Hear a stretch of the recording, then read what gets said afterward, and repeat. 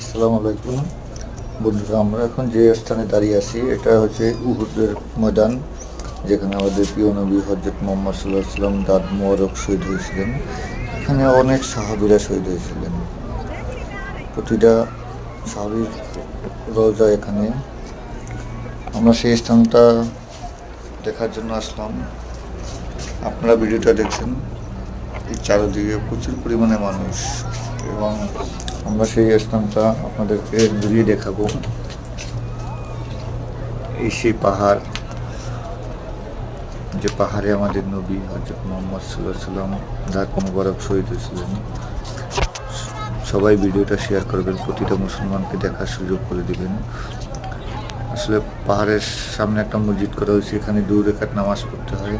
আমরা মদিনা থেকে এসে 2 রাকাত নামাজ পড়লাম।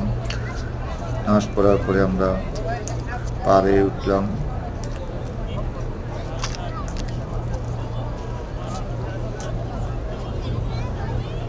প্রচুর পরিমাণ গরমের কারণে এবং রোদের কারণে চারিদিকে তাকানো যায় না, প্রচুর পরিমাণ রোদ। এখন বেলা 3টা বাজে, আমরা চলে আসলাম উহুদের ময়দান, যেখানে আমাদের প্রিয় নবী হযরত মুহাম্মদ সাল্লাল্লাহু আলাইহি ওয়াসাল্লামের দাঁত মোবারক শহীদ হয়েছিলেন। এই স্থানটা আপনাদেরকে দেখাচ্ছি, আপনারা অবশ্যই ভিডিওটা শেয়ার করবেন। আসলে আমরা প্রফেশনাল ইউটিউবার না, এই জন্য আমরা ভালো করে উপস্থাপন করতে পারছি না। আপনার ভালো ভিডিওগুলো অবশ্যই শেয়ার করুন।